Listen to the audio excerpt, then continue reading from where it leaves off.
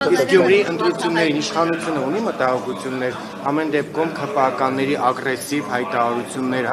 ոչ քաղաքական գնահատականները տարբեր թեկնածուների վերաբերյալ խոսում է այն մասին, որ ըստ էության Սարիկ Մինասյանի վարկանիշը ցածր է եւ ՔՓ-ն օգտագործում է թին մաշված սկավառակը, թալանի, պատվալներից դուրս եկողների եւ այլն։ Ես ուզում եմ հասկանամ, ինչ որ մեկի մոտ Գյումրիում կամ Հայաստանի Հանրապետությունում այլ կարծիք կա, որ Գյումրիում Վարդանիկը եւ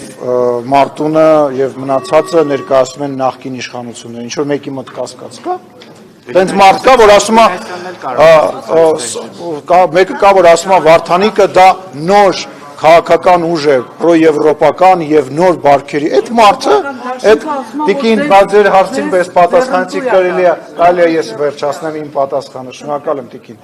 Կա ինչ որ մեկը, որ մտածում է, որ դրանք տես նոր առաջադեմ ուժեր են եւ իշխանությունը բարձով է, բարձ չի ով է։ Վարդանիկին ճանաչում եք, ազգային ժողովում եղել է, կա մարդ, որ չի ճանաչում իրեն։ Այն մյուսներին ճանաչում եք։ Գյումրեցին, գիտեք ինչ, ես իսկ այդ վարկանիշների հետ կապված ես համարում եմ, որ հիմա մենք վարկանիշներից խոսալու կարիք չունենք, որովհետև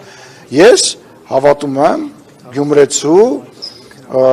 իմաստությանը, ես գիտեմ, որ ինքը բոլորին լավ ճանաչում է, այդ բոլոր ձևերը շատ լավ գիտի եւ կգնա իր ճիշտ որոշումը կկա։ Վարդան Ղուկասյանն ասում է, արեք գնանք գաղութ, ՔՊԱ-ականներին ասում, արեք գնանք գաղութ, տենանք ով լավ տղա դուրս կուկա այնտեղից կարող է։ Հա, ինքը իրեն եմ։ Դե նախ եւ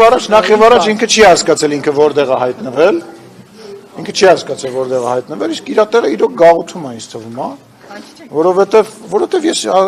ազգային իշխանությունը ես հասկանում եմ, որ դուք News.am-ից եք, ձեր սեփականատերը տենց բան ունի, բայց մեր իշխանության ժամանակը Ռոբերտ Քոչարյանը չի ձեր սեփականատերը։ Մեր իշխանությունը չի խառնվում օրենսդրական գործունեության մեջ։ Չեք նկատել այս 7 տարվա մեջ։ Ինչի չկպնեմ։ Ինչի։ Ինչ ապացուցեմ, որ Ռոբերտ Քոչարյանի ժամանակահատվածում քաղբանտարկյալներն եղել, բացեք, ինքը չի ձեր սեփականատերը։ Ինքը չի հարցնում եմ։ Ասեք,